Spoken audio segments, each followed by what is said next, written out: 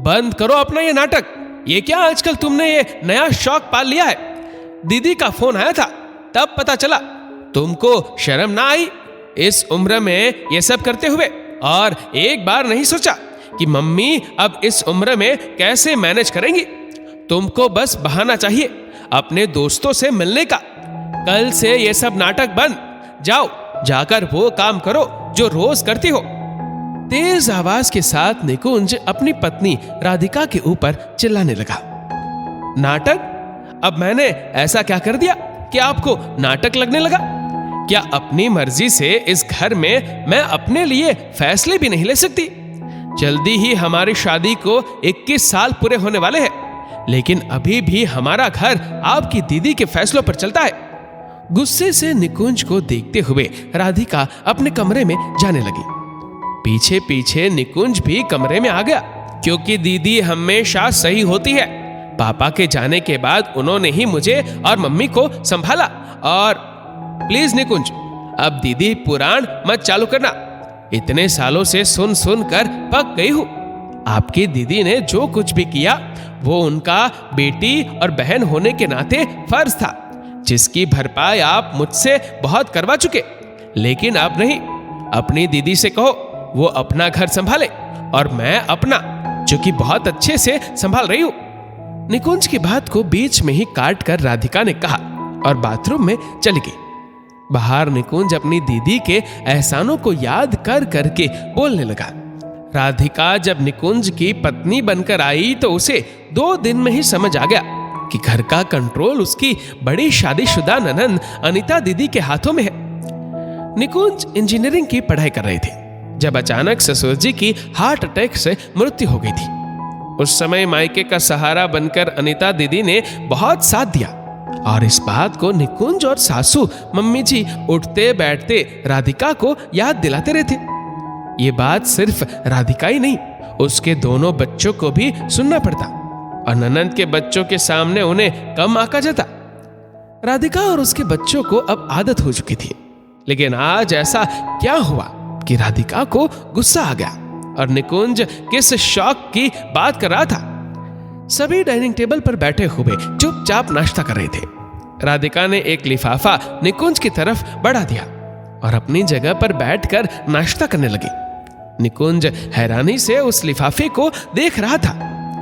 निकुंज ने जल्दी से लिफाफा खोला। उसमें राधिका का नाम लिखा था। निकुंज को कुछ समझ नहीं आ रहा था। तभी राधिका ने बोलना शुरू किया।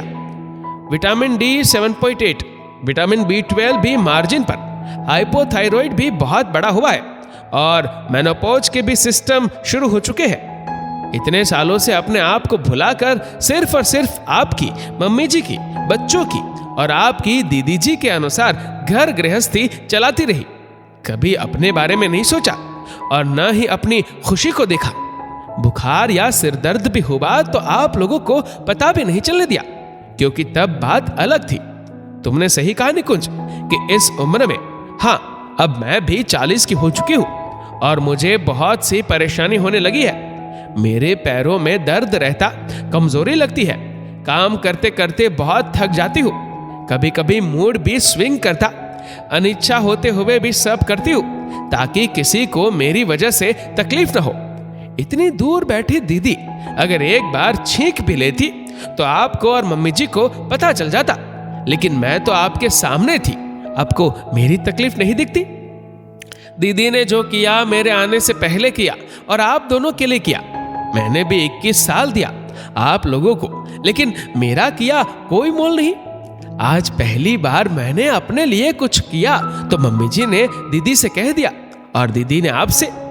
फिर सासू जी की तरफ देखते हुए बोली, जब तक बहू ससुराल वालों के हिसाब से चलती है बहुत अच्छी होती है, लेकिन अपने लिए कुछ करे तो। मम्मी जी, अगर आपको मेरा बाहर जाना पसंद नहीं आ रहा था तो आप मुझसे बोल सकती थी। क्या 21 सालों में आपके दिल में मेरे लिए इतनी भी जगह नहीं बनी कि आप अपने मन की बात मुझसे कह सके? और फिर मेरी समझ में ये नहीं आ रहा कि आप सबको प्रॉब्लम किस बात से है। क्या अपनी जिंदगी पर मेरा कोई हक नहीं? क्या अपनी सेहत का ख्याल रखना गलत है? आप लोगों ने ऐसे रिएक्ट किया जैसे मैं सुबह सुबह पार्टी करने जाती हूँ। मैं योगा करने जाती हूँ, अपने लिए कुछ पल जीने जाती हूँ ताकि मैं स्वस्थ रहूं और आप लोगों की अच्छे से देखभाल कर सकूं। आज आप लोगों की प्रतिक्रिया ने अच्छा सबक सिखा दिया कि बहू कभी ससुराल वालों को खुश नहीं कर सकती। इसीलिए आज से मैं अपनी खुशी और सहूलियत को सबसे पहले देखूंगी। अगर इसे आप लोगों को नाटक लगता है तो नाटक ही सही। आंसू को पोंछते हुए राधिका ने सबकी प्लेट उठाई और किचन में चली गई। राधिका ने नई शुरुआत कर दी है, अपने लिए जीने की और अपनी खुशी को अहमियत देने की। अगर आपको राधिका का अपने लिए कुछ करने का फैसला सही लगे तो नीचे कमेंट करके जरूर बताइएगा। और अगर आपको ये वीडियो अच्छा लगा हो तो इस वीडियो को लाइक करिएगा, शेयर करिएगा ज्यादा से ज्यादा लोगों तक। और ऐसे ही और भी इंस्पिरेशनल वीडियोस के लिए सब्सक्राइब करें हमारे यूट्यूब चैनल को और फेसबुक पर फॉलो करें हमारे पेज को। धन्यवाद।